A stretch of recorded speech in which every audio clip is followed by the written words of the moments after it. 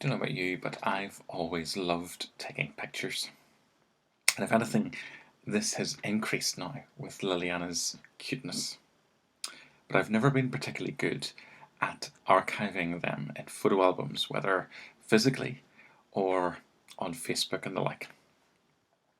But with technology, my photos are nonetheless backed up in cloud storage forever, preserving many special memories. But there are times when trying to capture the moment can prevent us from actually experiencing the moment. I wonder if that's what's happening, Peter, here in the beginning of chapter 9 of Mark's Gospel account. Peter, James, and John are with Jesus when he is transfigured before them. It must have been quite a sight. Moses and Elijah appear with him as well, and at this, Peter wishes to preserve the moment by putting up tent frames for these three men. He offers this, of course, out of fear, not knowing what else to say. How many times we do that ourselves. But then the voice of God comes out from the cloud, echoing those words of affirmation at Jesus' baptism. This is my beloved Son. Listen to him. Listening has been a theme through Mark's Gospel, where Jesus has commanded repeatedly, let him who has ears hear. This is Jesus, the Son of God. It's almost like God's voice is bellowing out, telling Peter, don't miss what's happening here. This is my Son. Let his words, his teachings, his life shape you. And this is for us as well.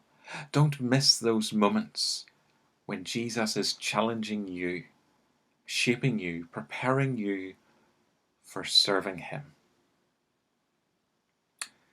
The last half of this chapter picks up again the theme from recent chapters of self-denial. Jesus tells his disciples again that he will be killed, but on the third day rise again. This foreknowledge of his death reminds us of Jesus' own self-denial, his willingness to lay down his life for you and for me. Then, after their journey onward from Jesus healing the boy with an impure spirit, he challenges the disciples bickering about which one of them was the greatest.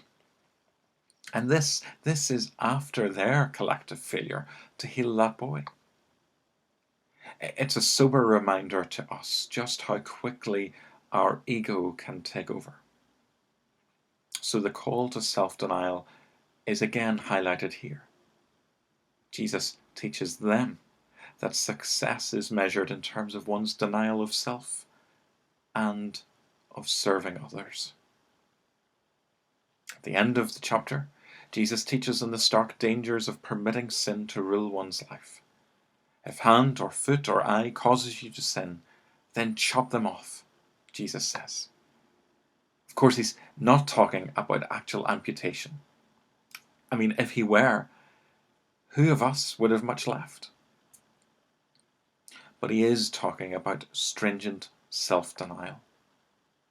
Cut those things out of your life, Jesus says, that are causing you to sin. He says that to you, he says that to me. Following Christ is costly, but it comes with the greatest of rewards, Jesus himself, and the blessed promise of eternal joy in his presence. Be blessed this day. Continue to love one another. Stay safe and keep connected to Christ.